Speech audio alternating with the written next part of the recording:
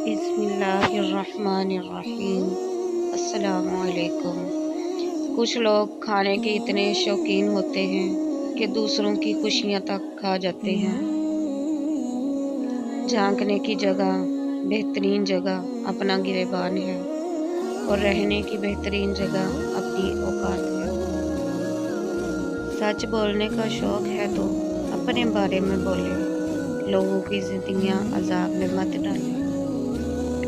लंबा धागा और लंबी जुबान हमेशा उलझ जाती है, इसीलिए धागा लपेट कर और जुबान समेट कर रखें।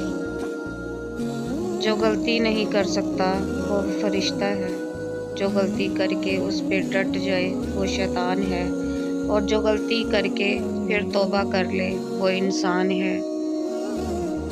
मौलाए कायनात अलैहिस्सलाम से पूछा गया, जानवर और इंसान में क्या फ़र्क है?